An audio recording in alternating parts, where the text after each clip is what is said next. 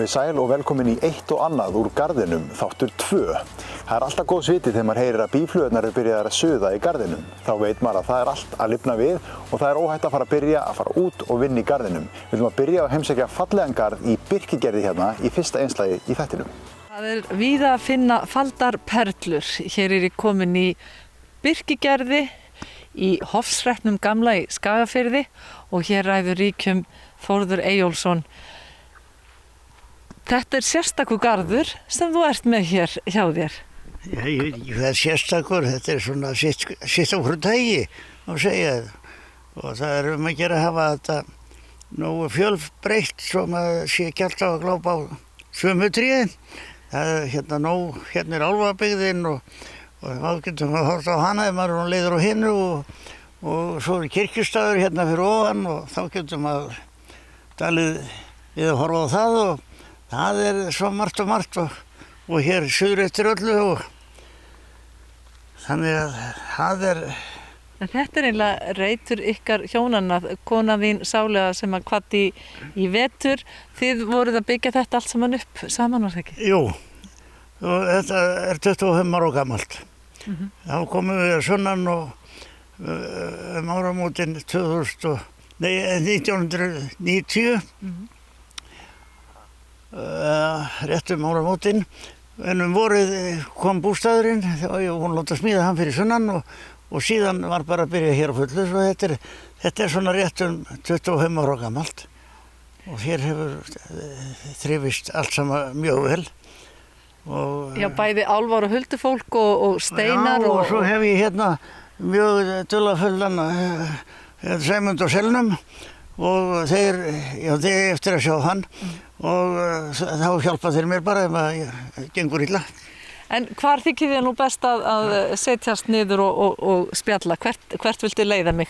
Já, það hérna inn í þessu lundi, það mjög friðsælt og við fórum þangað oft á kvöldin þegar við þurftum að ráða hvað við ætluðum að gera. Það var nú aldrei meiningin að fara lengur en hingað, en svo gekk þetta allt svo vel og við tókum næsta skref og sátum þá hérna og spjöllum saman og hér er ákaflega rólegt og hérna getum við komist eiginlega í annan heim. Þú ert að vestan, en hvaðan var hún Þórey, konan? Þórey hún fædd í Hofsós sem tekið mánaða gömul af hjónunum Hólmfríði og Páli á Undhóli. Það hérna rétt norðan við og ólst þar upp og ég kom eftir 10 ára gamall hérna í Skagafjörðinn og fór aldrei suður aftur. Aldrei fór í suður? Ég segi, já, eins og Vestfirðingarnir, ég hef stundum sagt það við fólk og aldrei fór í suður. En eins og einhver sagði, hvað að gera þar? En þó að ég fór suður og var þar í 12 ár. Við var lánað til vegagerðinni, ég var alltaf hjá vegagerðinni, en var lánað í Búrfell, í vegagerð inn í Glúleit og inn í Gæsafirði, það átti að fara að virkja þar. Já. Og hér Inga komið í hjónin. Já. Og þið gerir þennan sælureit sem að sést nú ekki kannski frá veginum en þegar mann sagt frá þessu. En segðu mér alla þessa steina og þessar skeljar, hvaðan hafið þið fengið þetta? Já, þetta svo víða frá að ég getum ekki alveg sagt að við ferðustum voðalega mikið og áttum fleiri ár húsbíl, eða húsbíla, skiptum yfir og ég hef alltaf haft áhuga fyrir steinum og Þórey líka og hinn og þessu og hún safnaði líka, ekki síður en ég og þetta bæði að austan og vestan og sunnan og mikið innan á hálendi því ég var svo mikið þar og þar fann ég svo mikið af steinum fyrir austan Vatnajökul. Það var alveg gífurlega mikið og fallegt. Af hverju var þetta að svona glæsilegum garði? Hverju þakkarðu það? Ég þakka það samvinnu okkar hjónanna í þessu. fyrir að hún var ekki síður, hún var ókvæðlega listræn í þessu, ekki, og sérstaklega í öllu svona fínnu, en ég hafði þá þetta í mér að allt þetta grófara. Nú síðan stóðum við saman að sækja grjót og það þurfti að sækja það út í Höfða, fjöruna hjá Höfða og Lungkoti, það voru lengri steinar þar og mjóri og þetta var heljarmikil vinna, geysil vinna, með því að þá var ég byrjaður að byggja á Hvolpnum, sko. Og það var ofta ekki sofið mikið. Þér fellur nú ekki verk úr hendi, en segðu mig hver nýtur svo afrakstursins í dag? Já, barnabörnin kannski, þau koma hérna mikið og eru hérna. En það algjört ævintýra land að labba hérna um. Já, því að fólki hefur tókt það og ég held að það sé svona, já, þetta er fjölbreyttar að gera að hafa garðana nógu fjölbreytt og svona verði ekki leiður á að hafa bara trjágróður. Það er ekki nóg, það þarf að vera mikið meira og þegar þið sjáuð, veturnar hef ég notað tímann til þess að gera þarna á verundina á norðan. Menn hafa kvartað yfir því að væri betra að læsa bílunum sínu því stýrin hafa korfið því það eru komin 99 stýrið á verundina. Átt þú einhverja sök á því? Ég sagði einum að hann lót ástóður en hann hlæja held ég sá hann að skildi læsa bílunum vel því að stýrin færi hafa korfið af bílunum. Þau voru hérna á verundinu. Allt er vænt sem vel er grænt, sagði einhver, en í garðinum er bara fullt af öðrum litum og þeir eru bara ansi vænir líka. Við ætlum næst að kíkja á Hveravelli í Reykjahverfi, en þar hefur verið stunduð garðrækt síðan 1904. Sagan byrjar hérna 1904 og þá er þetta félag stofnað, Garðræktarfélag Reykjahverfinga, HF, og í upphafinu var verið að leigja út land til kartöfluræktar. Það var búin til að áveita og veitt heitu vatni á milli garðana til að gera það tilbúin á vorin fyrir og eins að halda grösunum lifandi fram á haustið í frostinu. Og eins voru menn að selja hey, sem var mikill fengur oft á tíðum í slæmum vorum og árum á þeim tíma þegar var baslan á nógu miklu heyi fyrir skepnurnar. Og svo 1933 að þá er fyrsta gróðurhúsið tekið í notkun, 50 fermetrar og farið að rækta tómata. Og síðan þá erum við búin að rækta tómata. Og þetta er í þinni fjölskyldu? Já, fjölskyldan hefur alltaf komið að þessu hérna og ég er svona fjórði beinan karllegg sem stýri þessu. Og þannig að það er svolítið sérstakt. Og þú segir fjórði beinan karllegg, sérðu fyrir þér að þetta haldi áfram eða hvernig staðan því? Nei, ég held ég verið svo síðasti sko, ég næði því, því að ég á stelpur, ekki strákar, þannig að það verður kannski fyrsti kvenmaðurinn á. Já. Hvenær takið þið við, þið hjónin hér? Það er góð spurning, já. Við allir verið ekki framkvæmdastjóri hérna svona 2006 gæti ég trúað. Við erum búin að vinna hérna alveg sleitulaust síðan 88. Og þannig að já, ég minnir að það verið 2006. Þetta svona skeðu nú ekkert, það verið nú engin bylting sko, einn daginn sko, þetta gerist hægt og rólega. Og þið segðu mér aðeins frá því hvaða grænmetið þið eruð að rækta hérna? Við ræktum aðallega tómata. Við erum að rækta núna 4 gerðir af tómatum, svona það sem við kallum þessa venjulegu tómata. Og svo erum við með heilsutómata eða líkópintómata og svo ræktum við kokteltómata, þessa litlu í boxunum sem eru þó rauðir og svo ræktum við aðeins líka gula svoleiðis. Og svo erum við í gúrkurækt og svo ræktum við papriku á sumrin.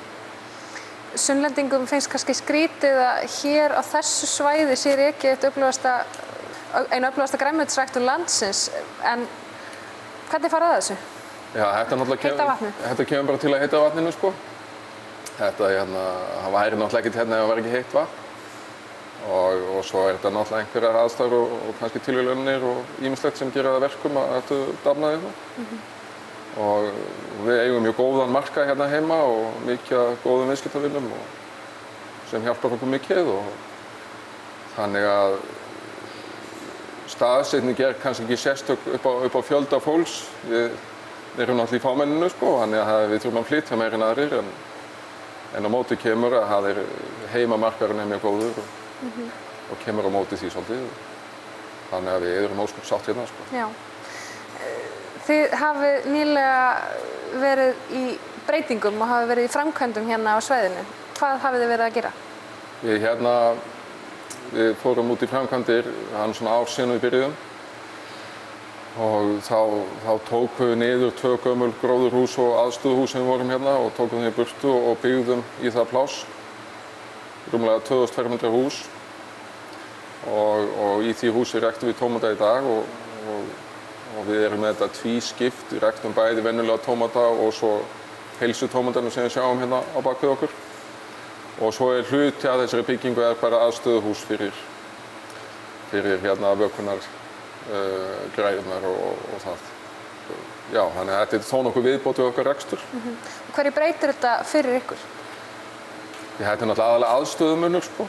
Það hefur verið að búa sér til betri aðstöðu, jú, framleiða meira líka sko og það hefur verið pláss á markaði fyrir tómata og það svona verið að reyna að koma inn í það og að fullnægja markaðnum aðeins betur og því að við viljum náttúrulega sé framleitt sem mest á Íslandi og því að við höfum allt með okkur hérna. Við höfum náttúrulega heita vatni til að hita upp og þessar hreinu orku til að lýsa með og svo náttúrulega hreina vatnið og það sérstakt að geta vökvað plöntur með vatni sem við getum drukkið líka sko. Menn eru ekki að nota drykkjarvatni í ræktun og þegar varan kannski 90% vatni eða meira þá hlýtur að vera mikið atriði að vatni sé gott sem fyrir í hana og þar hefur við sérstöðu í Íslandi að geta allt svona mikið á góðu vatni. Þetta tölvukerfi sem þú talar eru húsin núna, vökunarkerfið og allt þetta, er þetta allt meira og minna bara algjörlega tölvustýrt? Já, þetta er allt stýrt af tölvu sko. Og svo sem búið að vera það nokkuð lengi sko. En það í rauninni mannshöndin kemur lítið nálægt stýringu hérna og öll vökvunnið sjálfvirk og allt það sko. En það náttúrulega að fylgjast með þessu, þetta svo sem gerir ekkert annað en það sem maður biður um. Og nú eru þið búin að stækka við ykkur, eru þið búin að taka þetta allt í notkun? Já, í rauninni, ræktunarhlutann, það alveg búið að taka það í notkun og það komið á fulla ferð og við erum búin að vera uppskera hérna í meira en mánuð í þessum húsum. Hvað er þetta stórt núna, húsin sem þið eru með hérna á svæðinu? Það er bara svona heildin í ræktun. Það er svona 8500 fermetrar það bil. Og hvað erum við að tala um í framleiðslu? Við munum framleiða upp undir 550-600 tonn þegar á svona heilu ári og þá aðalega tómata. Það vísu vigtar gúrkan dálítið mikið inn í þetta sko, svona kílóafjöldan og paprikan aftur á móti mjög lítið. Hún er létt í sér en þetta er aðalega tómatur. Hvað er uppáhaldið þitt? Hvort er það tómatur, paprika eða gúrka? Það er nú erfitt að segja. Ég hef nú alltaf verið mikill gúrkumaður reyndar sko, en verð meira og meiri tómatamaður með árum.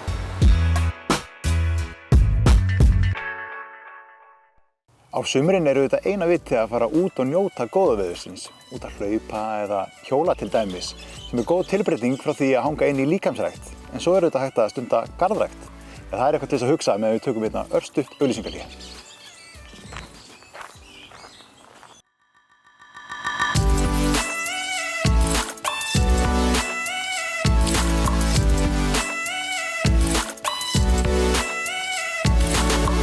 Það er ekki oft sem maður sér eplatré á Íslandi. Það var nú ekki amalegt að geta labba út í garðinn og ná sér eitt gott ferskt epli.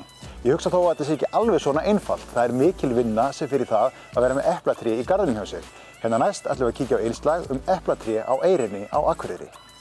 Það er ekki oft sem maður sér eplatré bera ávöxt utandyra hér á Akureyri, en á móts við Ráðhúsið er að finna afar snyrtilegan og fallegan garð þar sem sú er raunin. Við skulum heilsa hér upp á húsráðandann og kíkja á eplin. Segðu okkur nánar frá þessum eplatrjám sem eru hérna í garðinum hjá þér. Maðurinn minn danskur.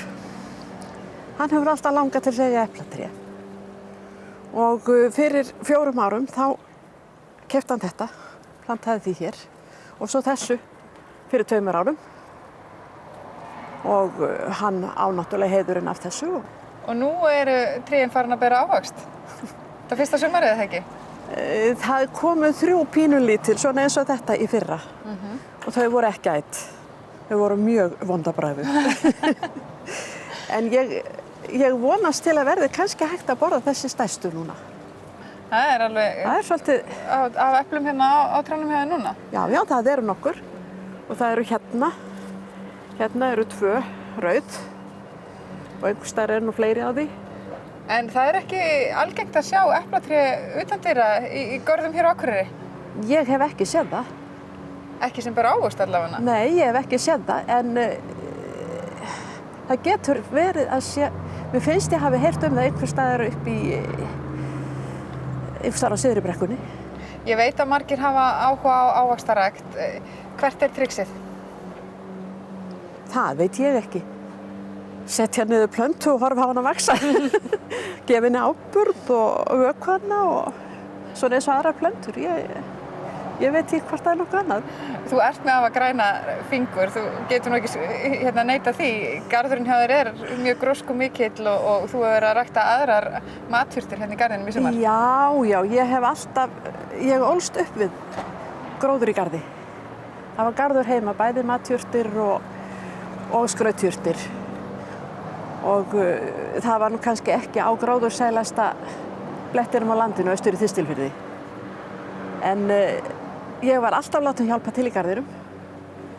Og þegar við vorum svo farin að búa austur í Aðaldal, byggðum það nýtt hús, þá gátum við komið okkur upp garði. Og sjálfsögðu þar eins og hér, það ánáttúrulega maðurinn minn heiður af allri vinnunni. Ég er bara svona að skipta mér af og kaupa einhverja plöntur og koma með og setja niður og svoleiðis. Hvaða nytjaplöntur eru þið með hérna í garðinum? Jarðarberin, kartöflur, gulrætur, eina tómataplöntu sem að, þær eru nú reyndar 3 eða 4 í pottinum, sem alltaf kom með eitthvað að grænum tómatum. Og svo erum við með ertur, grænar ertur. Þetta sem maður kaupir í dósum og heitir græna baunir.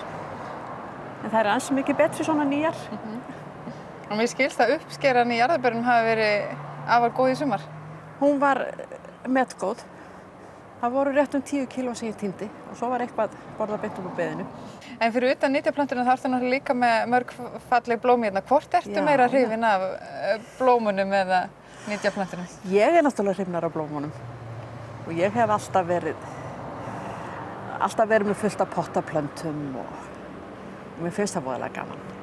Hvert er þitt uppáhaldsblóm hér í garðinum? Ég held að sé alpaþyrnirinn. Hann er glæsilegur. Hann er það. Hann er bara farin að láta á sjá núna. Til rigningu en ég held það. En því hjónin eru búin að vera að byggja upp þennan garð frá 2000? Já. Pínulítið frímerki til að byrja með og svo nokkrum árum seinna þá fengum við þetta pláss hér þegar var nú fjarlægt húsið sem stóð hérna sem var eiginlega bæði lítið og ljótt og þá náttúrulega urðum við alveg gripin og höfum verið að bæta við smátt og smátt alltaf síðan. En ég veit að það fer meira í matarkistuna hjá þér í haust heldur en bara jarðaber og epli og baunir úr garðinu. Þú ert mjög duglega að tína ber líka. Já. Mikið berjakona? Já. Alltaf tínt ber, alveg frá því að mann eftir mér. Og hvar ertu helst að tína? Það er nú eiginlega best að tína bláberin bara hérna í bæjarlandinu. Ég hef nú ekki farið út fyrir bæjarmörkin til þess. Ég bara farið út á Krossensborgir.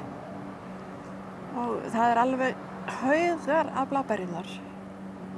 Það þarf ekki að fara lengra? Nei.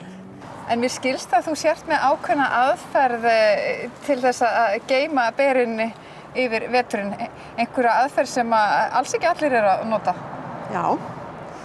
Ég held að við ættum bara að setjast inn í gróðurhús og ég segi ykkur hvað ég geri og gefa ykkur að smakka því. Það líst mér vel á. Já, þá erum við komin hérna í gróðurskálinn hjá þér og hvað erum við með hérna? Þarna ertu með aðalbláber, tínd út í Böggvi Staðarfjalli, sem að voru hreinsuð og sett í krukku.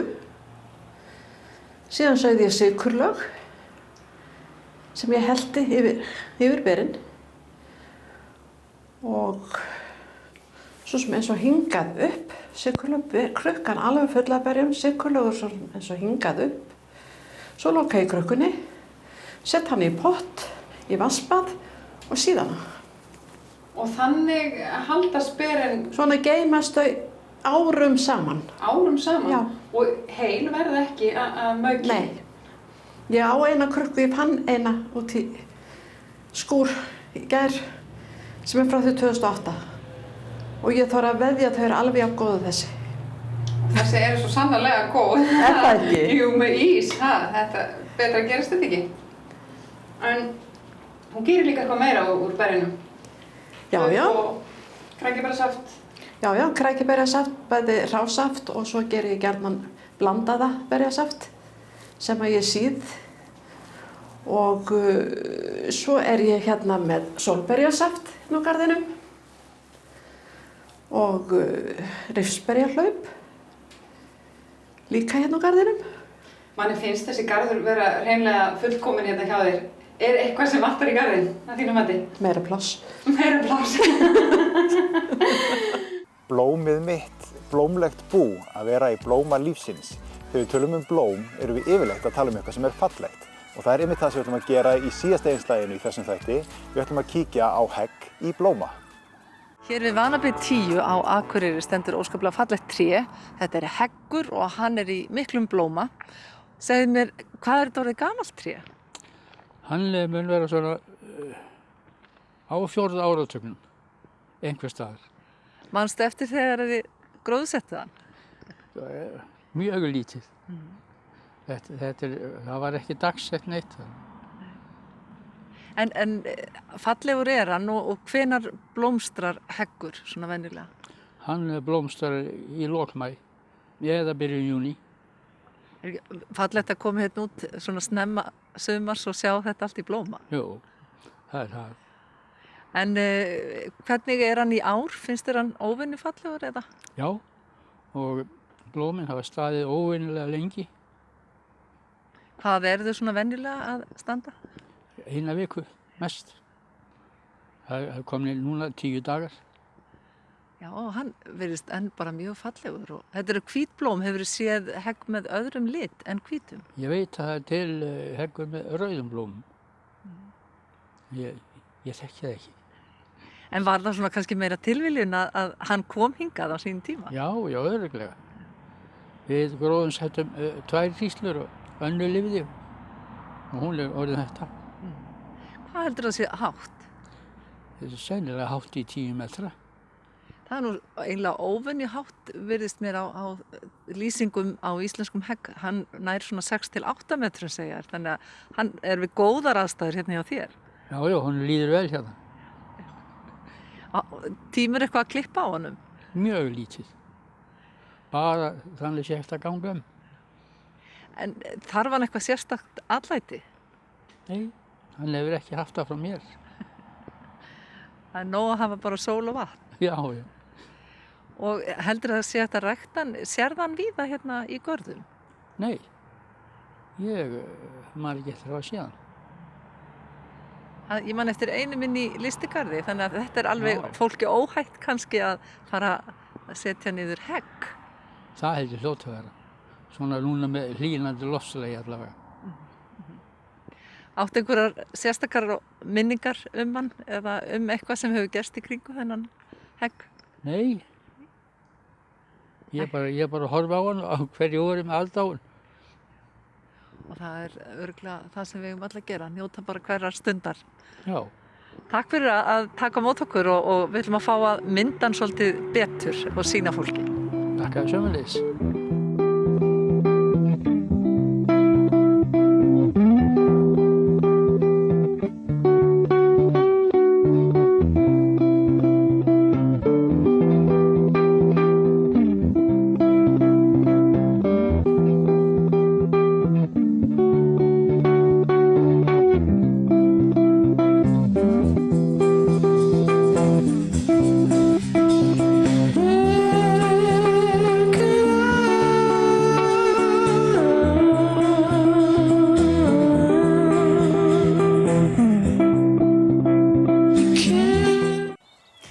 það er sannarlega mikilvægt að rækta garðinn sinn og þá bæði andlega og garðinn heima.